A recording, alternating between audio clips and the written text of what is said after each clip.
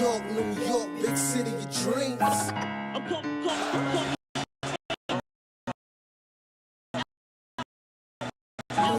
New York, big city of dreams.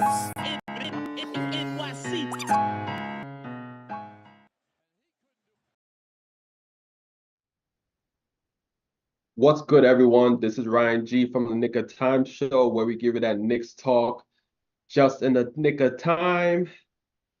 It was not a good MLK day for the Knicks. The Knicks lost to the Orlando Magic 98-94. The Knicks shot terrible from the field, only 40% from the field, 32% from three. Knicks missed a lot of crucial free throws, only 15 or 22 from the line. The Knicks were out rebounded by the Magic. As you know, the Knicks are a rebounding team, so that rarely happens. 46-41, and they were dominated in the paint. Magic 52 to the Knicks 36, and it was just overall bad loss for the Knicks. They had a lead going into the fourth quarter with 6 minutes left and could not hold the lead due to poor fourth quarter execution. Just to throw a few player stats out there for you. McBride led the way, 20 points, 2 rebounds, 1 assist, which coming from your point guard is not very good, especially the assist number. Anunoby had 17 points, 4 assists.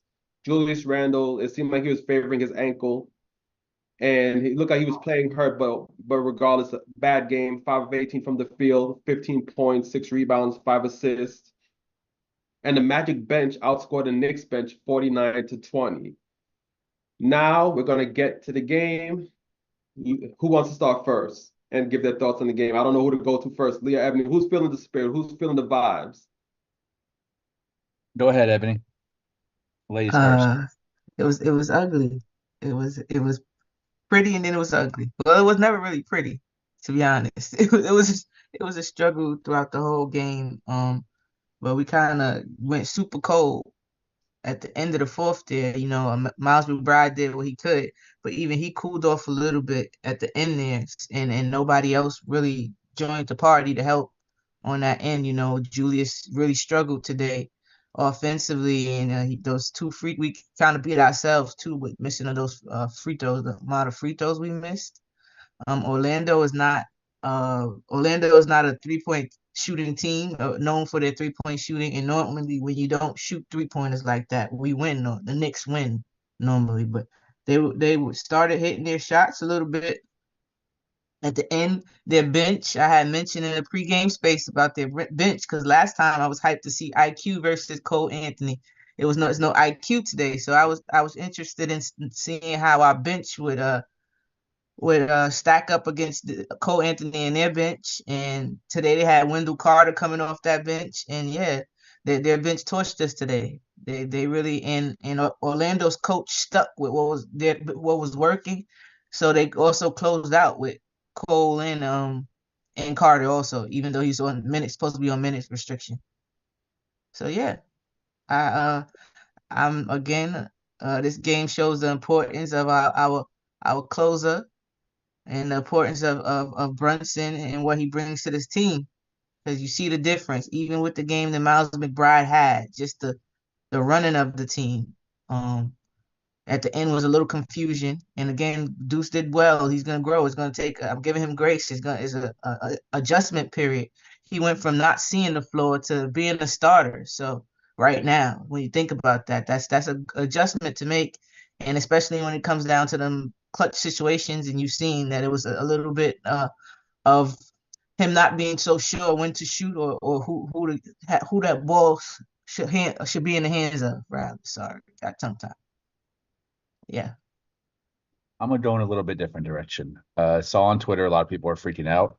Also saw you, Sandman, in the chat saying that we're just gonna make excuses for Tom Thibodeau and put all the blame on Josh Hart. Josh Hart does suck. I am inching closer and closer to being on the trade Hart trend, just because of the 4-on-5 that he presents with that bench unit. I think if we were to bring in additional ball handler, which is paramount, again, Leon Rose, get on the phone, get Jordan Clarkson, get Malcolm Brogdon, because as good as McBride is, and I agree with Ebony, he does need more patience. He is coming around offensively. Even saw some pull up mid range, which I was like, oh, haven't seen that since Summer League. but he is not the backup point guard for this team at this time. We are on second round or further trajectory right now, and I don't see him being able to be the guy in the playoffs backing up Brunson. We need a really solid, consistent 15 to 18 minutes game at that spot. I don't believe McBride can provide the playmaking that we need at that spot. He's given us the offensive production, but the playmaking is still stagnant. And that even hurts more with Josh Hart and Precious Achiuwa playing alongside him. Two guys who need to get their shot initiated and aren't able to score on their own. Yeah, Josh Hart, man. I think the defense is a little overstated. I love the 50-50 balls, love the offensive boards, love the energy, but the shot, the inconsistent three-point shot, probably the worst shooter of the team by far. I would even take Precious three ball over him. It's atrocious. And that $18 million contract, I can understand how it's still tradable, Alexander. I saw you say that. I agree. I think they gave him a little bit extra bump, so it could be used as salary filler for a bigger trade. But I think for what he gives you, it's an overpay. And looking forward to him being upgraded at his role in his position. Also, Deuce McBride, love you, guy. Signed your 3 years. Plenty of time for you to be our backup point guard 3 years from now. Today is not the day. I think we need a better dude. I'm advocating for Jordan Clarkson. Understand the inefficiencies there in the corner and three-point shot. Malcolm Brogdon works as well. I just need a dog who can go out there and get a bucket in crunch time. But McBride is not it. I also need someone to go out there and get someone else a bucket in crunch time. But McBride is not it. Go ahead. Can I respectfully disagree with the McBride thing. We just saw him score 20 points. Granted, they're missing some pieces, but so are we, a major piece. And again, this guy just really walked off the bench to the starting lineup right now because he's supposed to be the backup. Now he's starting, and he started against one of the better defenses in the league, right? And he scored 20 points in that league without the primary ball handler who takes so much pressure off of him in that backup position. So if yes, his playmaking today in spots was iffy, but the game before that, his playmaking he did well. So again, it's a growth pattern, a growth process, and it might be a little up and down right now, but that's what as the season goes by, I guarantee you're gonna see McBride get more comfortable in that backup position. I'm not saying he's a starter right now, no. But in that backup role, with the fact that we just need you to make the most out of your opportunities when you get it, meaning when you have an open shot, make that open shot. When you have your man in front of you, make sure he stays in front of you. So he impacts the game on both ends because, as you see, he doesn't quit on the plays at all. His hands are always active, and he plays great position defense. He even plays good defense on people that are taller than him. I see him on irritating Banchero a couple times also. So in a backup role, that could be very, very crucial. Not in a starting role right now, you get what I'm saying? But in that backup role, it could be all right. We might need more help with the ball creation, but I really truly believe if we play like it was when OG had 14 points in the first quarter when it's cutting and moving, our team looks different. We look so much different. It looks easier. We don't know, do we really need another ball creator or not? But once we start staying stagnant, and then it becomes a question. Like OG kind of disappeared in this game a little bit at the end towards me. I want to say that not disappear. I would like to see him insert himself more. Like I know he's still learning to be accustomed, but to me, OG's more comfortable, free flowing game came when he didn't know the offense. It looked more like he was fit more, free flowing, like with the cut and the things of that nature. I don't know. I don't like the one-on-one stagnant waiting your turn, my turn. And I've seen a lot of that today. That's never going to cut it, y'all. But as for Deuce, I think he can do it in that backup position because with him and I have good chemistry. He moves well off the ball. So if you do put another creator there, he can definitely be next to him. I could definitely see him playing off ball, on ball because he moves okay off the ball too, and he's hitting his shots. So do I think he's a starter? No, but a backup, I definitely think he can do that for us. I think eventually he can. Definitely disagree he can do it right now. I'm very surprised and impressed by the scoring ability of McBride because last year he would come in and he was really hesitant to even fire off a shot. This year he's firing it off and he's hitting them, especially from a three ball, which helps.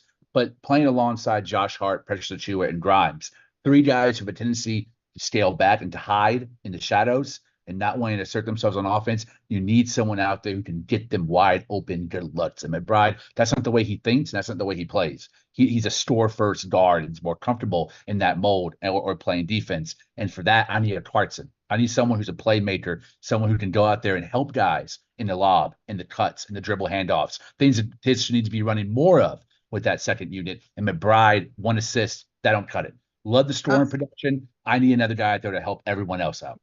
Yeah, I'm cool with getting some help on the bench. Never not cool with that, but it's the fact of these guys want to be on the bench. Like Jordan Clarkson would want to become because he's coming off the bench. He's used to that role.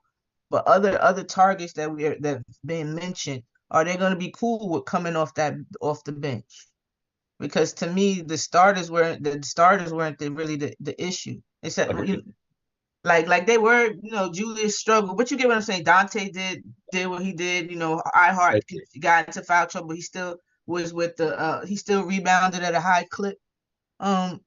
He defended even though they got the best of him a lot today.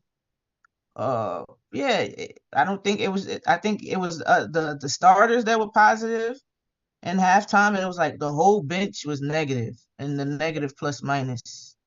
And our bench used to be our secret weapon. Last year and the beginning of this year, we would unleash IQ in the boys, and they would come out there and just go on a 1-2-man transition game. You're not seeing that as much because Miles McBride thrives in a half-court game, much less so than he does in transition. I need the 2 guys I've been mentioning. That's why I'm not mentioning guys who wouldn't be comfortable off the bench. It's Jordan Clarkson and Malcolm Brogdon, 2 Sixth Man of the Year award winners. Yes, IQ should have beat Malcolm Brogdon. I agree, but they still won the award. And they're 2 guys who in the last couple of years have been comfortable being that sixth man, that first guard off the bench. And I think both of them would boost Precious, Hart, and Grimes even more, which to me is more important than even the scoring production at that position. I need them to get those other guys involved, especially Quentin Grimes, who's really been very disappointing since a trade and asserting himself on offense. He's still playing pretty good defense, and I like the way he's moving off ball, but I'm not seeing the assertiveness when the ball is in his hands and getting to the basket. I need guys who are going to help these dudes in those opportunities. McBride is not it this year, maybe 2 years from now. Yeah, I do want to interject. Yeah, sorry, Ryan. Yeah. I'm in debate. My bad. Nah, it's good. It's good. No, I think the healthy debate was really, it's really good for the show. 2 differing opinions about McBride's play and things of that nature. So I just want to like pretty much, I guess, it kind of smooth over what everybody's saying at the moment. So I think with McBride, it's going to depend on what the Knicks front office thinks, because clearly they have faith in McBride to give him a contract, whether you think that the reason why they gave him a contract is to either trade the contract in the future for a star player that they need, or they actually want to develop him further and see if he could be that backup point guard.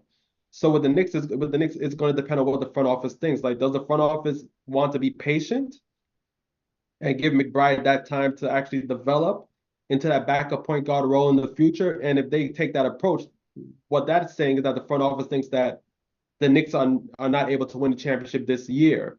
So they're going to give McBride time to actually see if he can grow into that role and be more of a facilitator with that second unit. But if the Knicks do think that this is the year that they can actually challenge for the title, then I think it's essential that the Knicks do bring in a guy like a Clarkson, Brogdon, etc., somebody who can play with that second unit and be more facilitated, because here's the issue with the second unit. Like, I think what Lee said, the second unit has a bunch of guys where they cannot create their own shot. Like Achua can't create his own shot. Grimes cannot create his own shot. Hart cannot create his own shot. So you need somebody out there that's going to actually help them to get easy buckets. And I don't think McBride is there at the moment. He can score for himself. He can create shots for himself. But when it comes to creating shots for others, that's the struggle right there. I think if one of those guys were able to actually create for themselves, it would be different. But since they can't, you need somebody out there that can actually create and actually give them opportunities to score the ball. Like, for example, today with McBride, especially with these guys playing, like guys like Hart and those guys, they need transition. That's where they thrive. And McBride doesn't do well with, pushing the pace and creating transition buckets for others. So now you have a guy like Josh Hart, which people are thrashing on at the moment, play him in the half court, and he's not effective in the half court. And it's like, if you're going to have a guy like that on the court, if you want him to be as effective as he is, you have to push pace. and then if you're not pushing pace and you have these guys playing in the half court, then you have a guy that's not facilitating the rock the way he should and getting guys easy buckets, that makes the offense look like ass. So, so I think it depends on where the Knicks front office thinks of the team at the moment, but I think the Knicks should definitely go after a facilitator with that second unit. That's going to definitely put them a notch up to compete for possibly either Eastern Conference Finals appearance or even Finals appearance, depending on who they get. It's funny. Yeah, I was saying about Grimes because right before I was about to say before he started talking about Ryan about how he had one of the moves that I liked. It was a little move to show that he can do a little shot creation. Um, when he got it. I don't think Grimes missed many shots, maybe one or two, right? But he did like a little step back in the corner for the mid range to create some space, and it was smooth, and it was he didn't think about it. Like it was 1, 2, 3, really a quick move, really quick and decisive. So I don't know. Grimes is very up and down, but I guess that's expected to be with a young player. Whether they're used in another piece or another trade, we shall see. Yeah, I don't put this blame on Brunson being out. I don't put this blame even on the bench, even though I have many gripes to Josh Hart right now. Is my least favorite Nick at the moment. This loss is on Tibbs playing Josh Hart too damn much.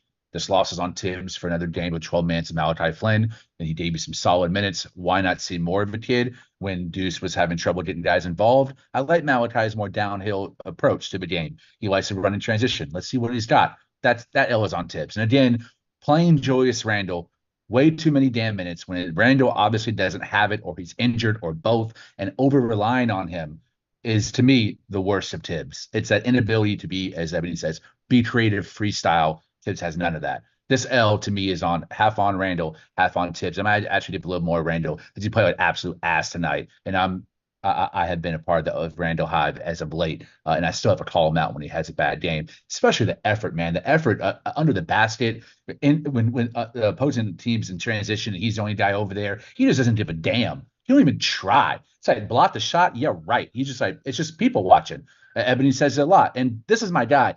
I'm trying to defend him, but sometimes he makes it very, very difficult just because of the I don't give a shit attitude. And that type of attitude is what gets under the stand of the fans. Like me, like I'm not even born and bred in New York. I'm first generation Texan, and I watch that shit. And somehow the mindset of the New York Knicks fan base, I had that same thing as I watch it. I get fucking disgusted. It's like, dude, you're the best player on a team. You have that all NBA pedigree to you, most improved, but I never see you on the defensive end. Why can't I see consistency?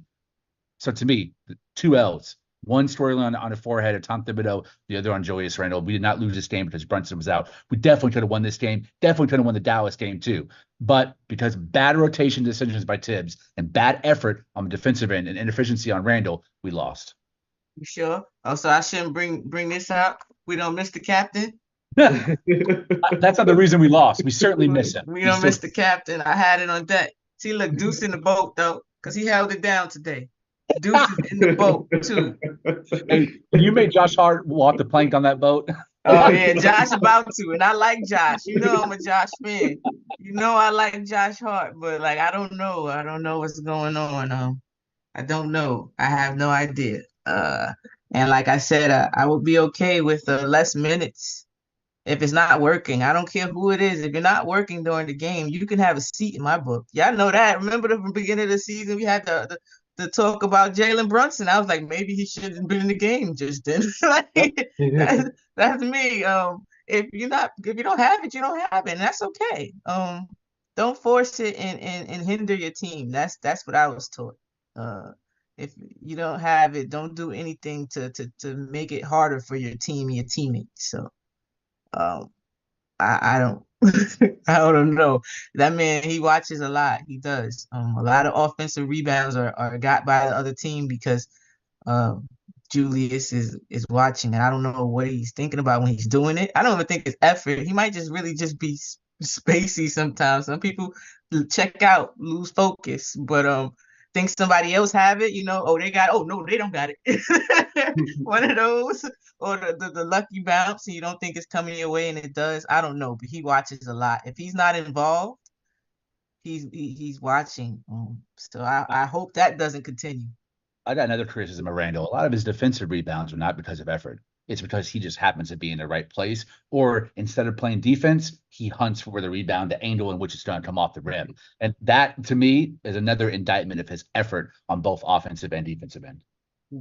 Sorry, Ryan. When Mitch was in playing, I used to say that a lot of his rebounds he gave to Randall because he would just block out and allow Randall to get the ball, you know. So like I could definitely see that. Hartenstein's not doing that. Hartenstein's going after Nah, the ball. he's like, I'm getting my board. I'm trying Yeah, to get he's getting his paid. steps. Mitch, you got your money. Give me my rebound. Oh, fact. Yeah, and speaking on Julius Randle, it did seem like he did get hurt early in the game when he went up for a rebound, I think, and stepped on Wendell Carter's foot and twisted his ankle. It did seem like he was favoring his ankle in this game. And here's the thing, because I agree with Lee's take with, half the blame should be on Thibs, half the blame should be on Randall. But also I kind of feel for Thibs as well, because just for the simple fact that the Knicks don't have that secondary facilitator, which is what we've been talking about. Like Knicks need that second guy that can actually run an offense and facilitate. So when you don't have a Jalen Brunson in the game, who's your main facilitator and can set up, other guys for easy shots as well as get his own shots, that forces Thibs to be like, okay, you know what? I have to put the ball in Randall's hand, because behind Jalen Brunson, who else on the team is going to really facilitate and get other guys involved? It has to be Randall. So with Randall being hurt, Thibs can't really afford to keep him on the bench that long because of the simple fact that he doesn't have another facilitator on the court. So in that case, I think Thibs is forced to play Randall more minutes than he should have played, just for that simple fact, which is why we emphasize we need another facilitator in, because when you have Julius Randle as the first option as a facilitator, oftentimes it's not going to go well. It's just not. So I think Thibs was in a tight spot, just for the simple fact that he didn't have Jalen Brunson and he have to put the ball more in Julius Randle's hands. But at the same time, it's like if Julius Randle don't have it, he don't have it. You have to put him on the bench a bit, and especially if he actually injured his ankle, you have to give him a bit more rest. That's what I would say. We like Lee mentioned about the freestyling, like I always say, because if it's a game, it's a long season. I get you want this game, but you have to look at the season in a whole. You have to sometimes sacrifice for the season in a whole. You get what I'm saying? So if he doesn't have it and he's not contributing much, why jeopardize or chance more injury? Kind of like and not learn from prior mistake, because didn't Mitch play after he injured himself and ended up needing a surgery? So like sometimes you have to just say, okay, this game you got to sit out. I'm sorry, you have to sit out. I know you want to go, but it's not working right now. Like you're not bringing much to the table. You understand? So for me to have to jeopardize you injuring yourself when I really need you. So that's my whole thing with Tibbs. Like sometimes it's okay to wave this little thing right here. Sometimes it's okay to do like this. It's a situation and abort mission. Just wave that white flag. You gotta. It's okay, like to try other things. That's what when I mentioned about freestyling other coaches that do it. That's why they get places. You gotta sometimes go to option B, C, D, whatever works to get that W. I get it. And if the W at the end, the ones that count. So yes, we wanted this game, but I think we should have just gave. Brunson was already at rest. We should have maybe said, okay, Randall, today's not your game. You get some more rest. That's my plight with it. Maybe it would have been some Achua, some Sims minutes or whatever, but we would have struggled through it. But it's this one game instead of a possibility of weeks if he hurts himself. Fritz asked a great question in the chat, and I wanted to extend it to the panel. Do you think that Leon Rose?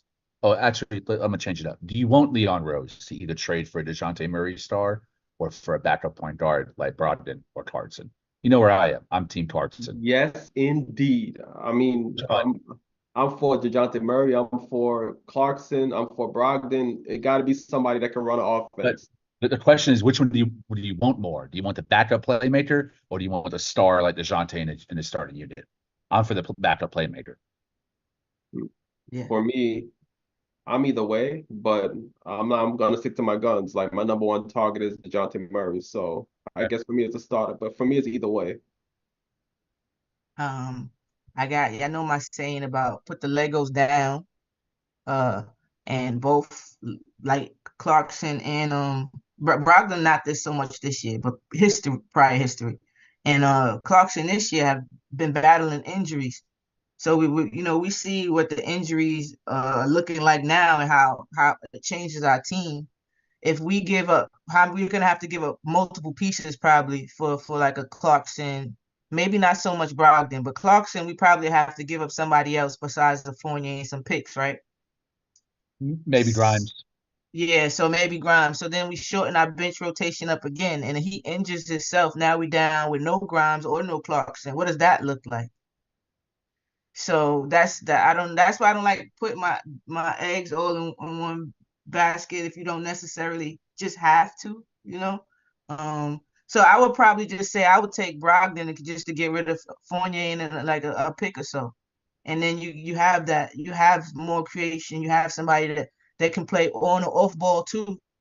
But decent defender can be a spark plug. But again, the question is his injury history. So I don't know. I'm real confused. I'm just gonna sit back and let the front office do their job. Yeah, it's a very difficult conversation. I kind of change on my mind sometimes every day, multiple times a day. I'm like, because sometimes I'm Yes. like, damn, we need DeJounte. I'll think about it. I'm like, we need 20 points per game. It's that third option. And then other times I'm like, I don't want to trade all my picks. Kind of want to maintain that for future leverage and maybe just go after a Clarkson. But then I'm like, damn, Clarkson, 11 percentile from a corner three-pointer. That sucks. Like, and then Brogdon's most of his career, he's been pretty injury prone. So there's massive pros and cons to all of them. Whatever Leon does, I'm gonna be on board because Yeah. the worst thing he can do right now is maintain Deuce McBride as the backup playmaker. I love the kid. I just don't think he's ready. And I just want to just mention something right quick because Fritz just said in the chat that the rumors that Atlanta wants 2 first-round picks and want to include either Capella or Hunter. And I'm like, if they include Hunter in that deal, Yeah. I'm pulling the trigger. Hell I, yeah. I would bring in Murray and Hunter Yep. immediately. Agreed. Okay. But again, Hunter's another one that fixed that Lego model. So, but with Hunter and with two pieces, that's two pieces though. Now you Yeah. get two. You get what I'm saying? Like two pieces that plug your hole. That's what the trades that I don't like. I don't like when you plug something that's not a major flaw and create a major one. Now you because you made the trade, now you made a problem that you didn't have. I don't want that. Like with OG, it was so smooth because he plugged such a big flaw of ours that we needed. We needed a long, lengthy defender who was efficient from the three, who gave Brunson and Randle space that could give them that. So yeah, I just don't want. That's why I'm skeptical about trades, like to fix one minor, one flaw and create a bigger one. I don't, I'm scared about that part. But if they're gonna give us two pieces, I take a chance on the Lego man. I thought about that too, and I agree with you, Ebony. And that I love the idea of Clarkson and Kelly Olynyk both coming because I think Olynyk could go from being the backup five when Mitch returns to our backup four. He brings playmaking, he brings really solid three-point shooting, and he's a pretty decent finisher. He's got good hands around the basket. And then if we go Brogdon, Jeremiah Grant, come on down, baby. Let's add both those pieces, man. That's championship right there. I'm ready. Yeah, once Grant got that contract, I knew it was a wrap for us and us. That strip had sell, it was over. I knew once he got that they wasn't dealing with that. I would like him though. He would definitely fit well on this team, I think. Yeah, my thing is, if say for example, the Knicks do bring in Jeremiah Grant and Brogdon. Here's my thing though, because that is a lot of salary. So the Knicks are gonna have to definitely send out a whole bunch to match that salary. And I don't know how a trade would look like with acquiring both Brogdon and Grant.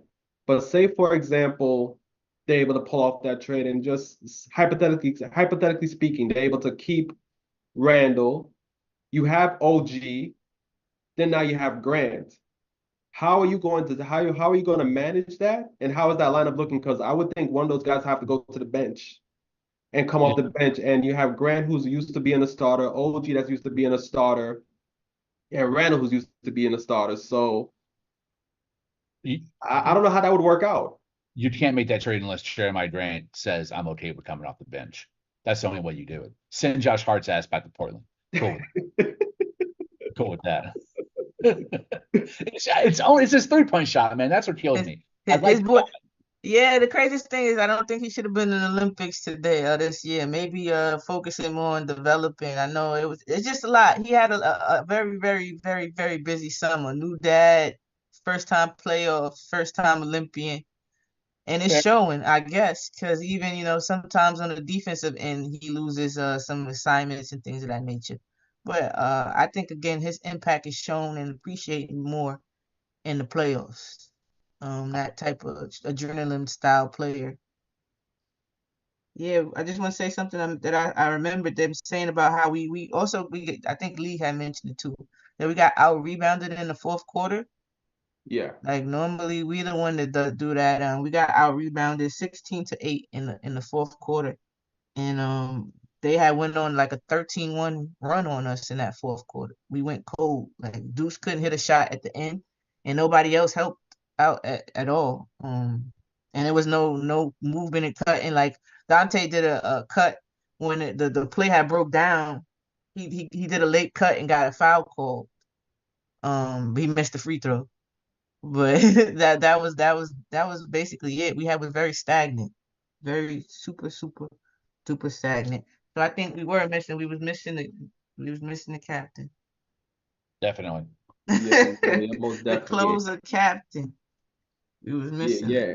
And if you actually examine that play too, like after Dante got fouled, you saw him talking to McBride as well. And it looked like McBride messed up Yeah. somewhere on that play because Dante looked like he was like upset and telling McBride, like pointing on the court like he was supposed to do something else that he was supposed to do rather than what he did. So Yeah. You maybe see, the fourth. Hmm? yes, I'm sorry, go ahead. No, I was saying like the fourth quarter execution was definitely lacking, and it's going to take McBride some time to actually execute the way that, say for example, quickly executed when he was here with the Knicks. Hmm. Yeah. And I was just about to say it was crazy because that happened. I noticed that happened a couple times with multiple people. The spacing being off. It was a time where I think it was Dante and OG. They were in the same spot, and Randall kind of drove to where OG was at. So the spacing between OG, Randall, and Dante was off. And I think that's when OG bailed him out and hit that three. It was a tough three. He was contested, but he hit it anyway. And they started talking. It was a timeout. The Orlando called the timeout, if I remember, and then you seen them telling each other, "My bad, no, that was my bad, that was my bad." And then I seen it again with the Precious. It was time. I think it was him and Grimes. The spacing was off. So this is just really an adjustment period because they're still learning and trying to pick their spots with their new teammates, and a lot of times the spacing and the sets itself is off because they're not familiar with it just yet. The honeymoon phase from the OG Yeah, is over. I think yeah. it's back to reality now too. And Back to life. yep, Yeah. I see people in there in the Mavs game. It hurt us significantly. That lack of continuity, trying to get those new guys in. That's even going to worsen when you add DeJounte or Jordan Clarkson or Brogdon. Start cause even more deficiencies in the regards to their chemistry on the court. Messing up rotations and switching people out. But either way, man, it's going to be an adjustment period. I think we're going to continue to drop a few games. Houston coming to New York, the way we're playing, if Brunson plays or doesn't play, it doesn't really matter. Like we have to be serious about our defensive commitment and are serious about getting that offensive rebounding back to where it was before the Maverick game. Like that is crucial for us to be a team like Houston. Yeah, and we kept them under 100, so I guess we played good defense, or was it bad shooting?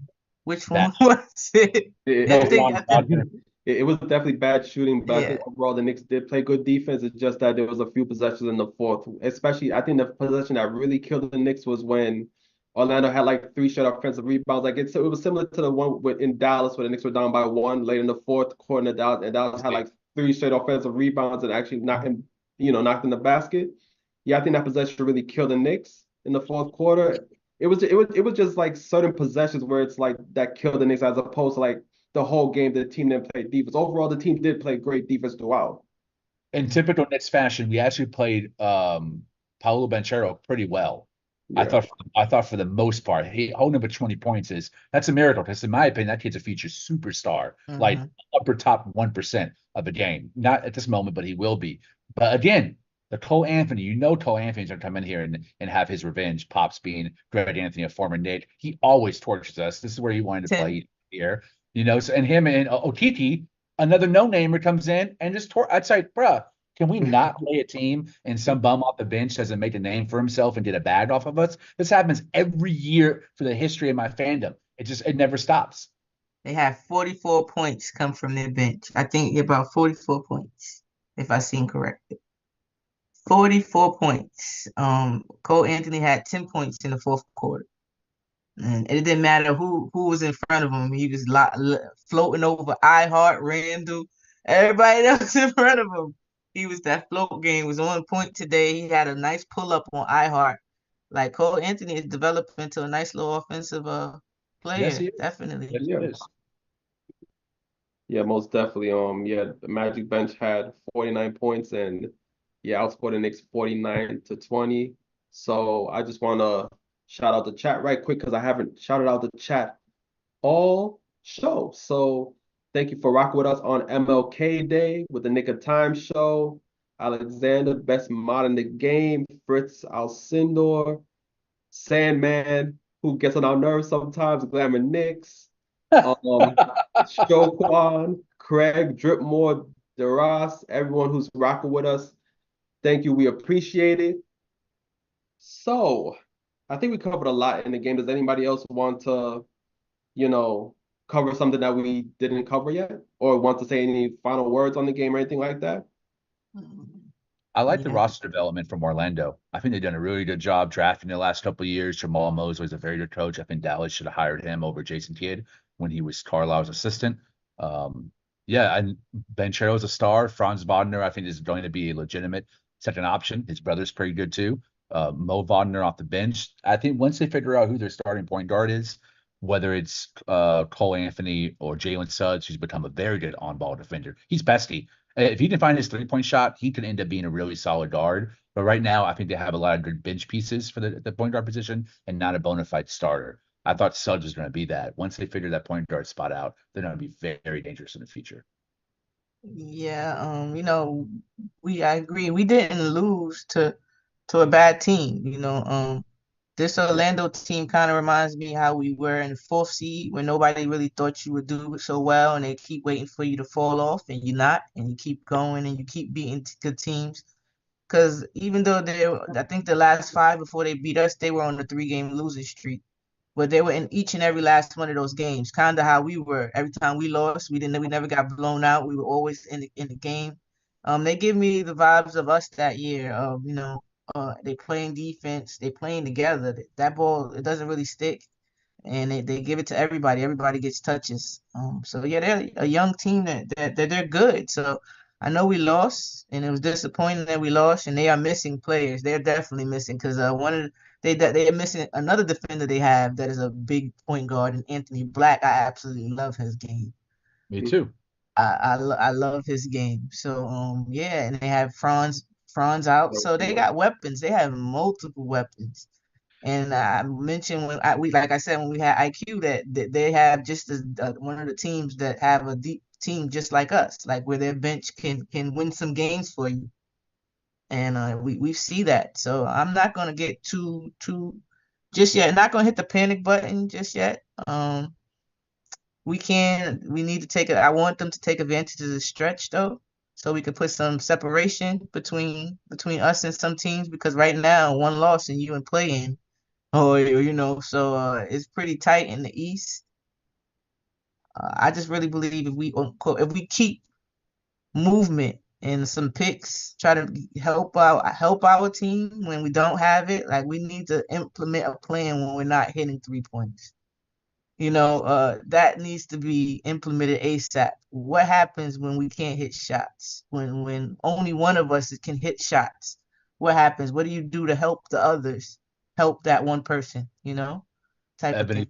I was commenting on that last game with Ryan before you joined us. That's where I think Thibodeau needs to implement more play calling and also more dribble handoffs and cuts. We're at the bottom of the lead in both dribble handoffs and cuts. We have increased our pace and our transition points, and we've decreased our isolation. But having more dribble handoff opportunities for Hartenstein and utilizing passing and more cutting the DiVincenzo's and Grimes of the world, I think would help us add at least 8 to 10 points a game with those Yes. adding that simple action to the offense. And then also Anthony Black, I won $100 off my dad. We watched him the high school basketball championships every year. The UIL here in Texas has been going since 2004. And I've seen so many great players run through that. Marcus Smart, LaMarcus Aldridge, Chris Bosh. But Anthony Black was part of a Duncanville team. They won 3 state championships, I believe. Ended up being stripped away because of academic ineligibility in a very controversial move. But watching Black, my dad was like, "This kid sucks." Blah blah blah. I'm like, "Dad, I bet you $100 right now this kid is a lottery pick." Sure enough, picked 7th by the Orlando Magic. My dad had to Venmo me a nice crisp $100. Anthony Black getting you the bag. Yeah. He's 6'7", 200 pounds, can pass, can handle the ball. The only thing he's worked on is being able to be a motion shooter. Once he learns that, it's unstoppable. I like his game. Me too. Good defender too. Definitely. And I do want to shout out one player on the Magic because he played excellent defense. Jonathan Isaac. He Oh, Yeah. yeah. he played Yes, he some did. crazy defense. Yes, he did. Yeah. I gotta give him I gotta give him credit, even though probably my ancestors probably won't like that. I gotta give him credit. Yeah, I'm definitely sorry. not on MLK Day. And it's just like, Yeah, hell on no. MLK It's not Day, on right? MLK Jeez. Day. Y'all set me up. You know, he can believe whatever he wants to believe. I think being MAGA personally is at this point in time is pretty idiotic. But to me, what really irked me is that he wrote a book, Why I Stand, while everyone is trying to raise awareness of how police brutality and police murders have been on the rise. And he had the audacity to put that book out at that time. Is like, bruh, don't you realize you're just a plant, Yeah. like being used and manipulated by these Republican lobbyists, bro? Like, come on. I don't even care he played good defense now. He a bro pick of the day. That's my bro pick. Because y'all reminded me of the whole situation. So now the bro pick. Here you go. Thank you, Lee. I feel like he was more of a Scott Perry. Scott Perry really wanted him. I feel like the rumors were hotter when Scott Perry was still our GM, and once he left, they started going down a little bit about us being interested in him. I feel like that was just an Orlando Perry connection. Yeah. Nah, but he did play some good defense. I have to say that. I almost wanted to like him. So He's huge. Pause. yeah, he is. He Most is. definitely. So I'm gonna shout out the chat right quick again. Thank you for being with us today on the MLK Day. Shout out Coach CR617, Alexander DeRoss, John Baines, everybody else who's with us in the chat. Fritz, the best mod in the game. Everyone else rocking with us, we appreciate it. So before I get to the broad picks, does anyone else have any other thoughts on the game? Mm-mm. Oh yeah, one quick because I remember Lee. I didn't want to cut him off. Just about the playmaking calls. Like how many times I've asked just to run like a simple double pick off ball for your shooters. You could do it for Dante. It don't got to be Grimes. It could be Dante. You could do it with Brunson just to see what happens. Something. So we don't always have to depend on the dribble penetration to make something happen. Yeah, that's all. That's all I have. We could get to bro picks. I That just is think we true. make it hard on ourselves. That is true. I agree. So I'm gonna get to the broad picks. Anyone who is not familiar with the broad picks are basically embarrassing moments that happen, whether it's in sports, basketball, football, or just life in general. That is what the broad picks is about. So does anyone have any broad picks for today? Yeah, I said I was that serious. I'm Jonathan Isaac for that craziness. And then I'm about to give myself bro pick for giving him credit on Martin Luther King Day. Martin Luther King Jr. Day. I'm sorry. I wowed out. Oh no. The ancestors did not fight for our rights to give Sorry. Jonathan Isaac credit on MLK Day. I'm sorry. I'm sorry. I allowed it. I'm gonna give a ooh pit to the Minnesota Timberwolves for finally figuring out how to implement Rudy Gobert into their system as a 5 and play next to Cat. And I think putting defenders like Kyle Anderson, Jay McDaniels, Nas Reed, Nickel Alexander Walker, like those guys, I think Gobert in Utah always had cleanup so much when people were blown by Bojan or blown by Ingles. And now he's got some top 10 defenders alongside him. That unit is looking really difficult. I think they're top 3 in opponent field goal percentage and attempts in the restricted area. So Gobert is back to being his defensive player of the year self. I think he's got a real case to win again this year, with Minnesota being the #1 defense in the NBA. And props to Chris Finch for finally being a very creative, brilliant coach in that Minnesota system. They haven't had a really good coach since prime Flip Saunders. And Finch looks like it, his ability to implement Gobert and reverse everyone's perception on how that trade first looked when it went down, going against how the NBA is trending. Now they have a defensive juggernaut over there, and they're doing really well. Most definitely. Big up what they're doing in Minnesota at the moment. Oh, and my bruh pick is also I just mentioned him. Joe Ingles is my bruh pick. I saw Joe Ingles today. He only played 5 minutes. He must have got real worn out. My dad looks like Paul Blart. He does not look good. I'm like, what were you doing during rehab? I guess the buffet line was open. This is some Australian restaurants down there in Orlando, because my man's been eating. Like he looked out of shape. He looked slow. He was getting killed off a dribble. And I actually thought Joe Ingles was like, damn, you got a championship piece over here as your vet. And hey, man, from one big guy to another big guy, Joe Ingles, lay off the coffee and donuts, my guy. Just lay off it a little bit, because Orlando's going to need you in the playoffs, and you can't be, a DMP. They're going to need you to get out of that first round. Facts. Joe Ingles, cut the sugar in your diet, all right, B? Cut the sugar in your diet. Somebody, I'm sorry. Alexander has a question for Lee. I see in the chat. I just looked down. It says, how is Jordan Poole's defense? Genuinely asking, because I don't watch the Jazz or whatever. Oh, I guess he meant Jordan, not Poole, Clarkson. Jordan Clarkson is a traffic cone on defense. He's been asked his entire career. And as he's aged, he's put less and less effort into that side of the ball. He was one of the #1 culprits of bad recovery on the 3-point line during Gobert and Mitchell years in Utah. He was maybe the worst defender per 36 on that team. So it's a huge gamble bringing him into the Knicks. I understand that. I'm just hoping that we're also able to bring out Kelly Olynyk and also have OG there to recover some of his deficiencies. Yeah. Glamour Nick said Joe Ingles off the Pringles. Glamour Knicks. I love Glamour Knicks, man. Hey, I had a blast with you, buddy, in Dallas. I hope we hang out soon again. Yeah. Joe Ingles off the Pringles. I like that. Hey, well, my man eating too much chips out there in Orlando. Lay off the chips, my guy. Lay off the chips. Joe Ingles, man. All right. So my bruh pick, it's a double bruh pick, actually. Rudy Gobert and Russell Westbrook. Oh, interesting. They had a game recently, and my guy Russell Westbrook, as you know, that's my favorite player in the NBA. So, if I have him as a broad pick, he really did something really embarrassing. So, first and foremost, I like how Russell Westbrook interacts with the fans.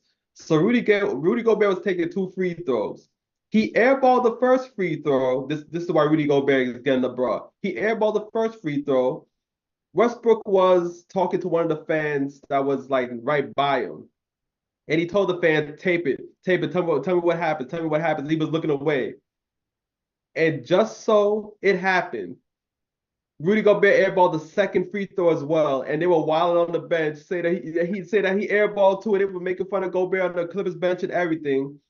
Just for later in the game, when the Clippers were down by 4, Westbrook had a wide open lane to the basket for a layup, where if he got in the basket, they would have been able to probably get a foul, get another chance to win the game. My man blows an wide open layup, and the Wolves win the game. Oh, I love it. The irony. That's funny. Yeah. That's calm, I guess. Irony, whatever. Yeah. It was Fritz. It was Fritz who said Joe Ingles with the Pringles. My bad, Fritz. I was glancing. I gotta get glasses. It's fact. That's fact. But yeah, Joe Ingles with the print. I like that though. It need to be a shirt now. Facts, facts, facts. And that is our show. We're gonna drop the social media before we go. So Lee, where can they find you on social media? At _ Lee Escobedo, LEEESCOBEDO, or search in the search bar #bum. You'll probably see me arguing with a math fan. And today's book club, I'm a Torah. As you know, I'm a very some people would say snazzy, others would say loud.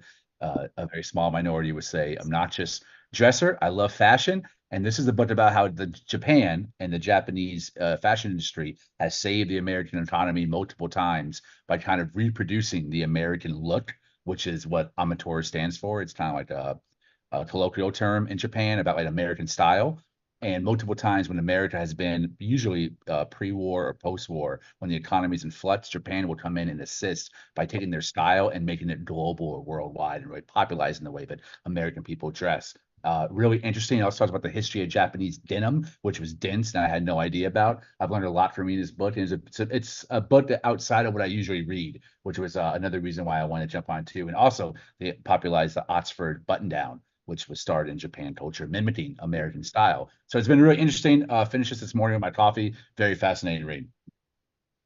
Again, the KLT show is the only show on these Knicks YouTube streets where we talk Knicks basketball and have book recommendations in Lee's book club. All facts. And Ebony's as well. Yeah, this is the book I'm reading by Robin Lee. It's just the basics of the design book. I thought it was cool. I told you I read a lot of self-help books. So is that like graphic design? Yeah, it's just in design, like in general, like the basically the root of basics, the fundamentals. Righteous. Yeah, it's pretty good. Break it down so even the kindergarten understand it. So you can start seeing it when you're out and about in public. Yeah, definitely. The different intentions. Yeah. You can see which route and things, like their blueprint. You can see it when just walking by. You understand it more. That's what's up. That's what's up. And Ebony, where can they find you on social media? You can find me at Mad Nick Fan on Twitter and Instagram. You can find me here every post game and on Twitter every pregame and on space called Your Take Knicks. And coming back soon, back on VSN, it'll be PPF, which is present, past, and future. So you can catch me there too. I'm excited about that too. All right, that's what's up. That's what's up. You can find me on Twitter at at Ryan GKOT. You can also find me on Instagram at Sir G is chillin'. Sir G is chillin'. SIRG is CHILLIN. And that is our show. Thank you for rocking with us on MLK Day. Again, the Knicks had a bad loss, 98-94.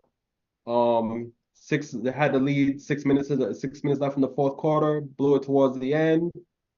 We need another facilitator. Leon Rose, get on that phone and find us somebody for a good price. And that David, is David M trying to trade Randall. He said well, I'll say this. He shares sentiment with half the Knicks fan base. I'm not on that right now, so it is what it is. That is our show. And as always, shout out to Worldwide West. Everywhere we go, we leave a worldwide mess. We out. Peace. York, New York, big city of dreams. New York, big city of dreams.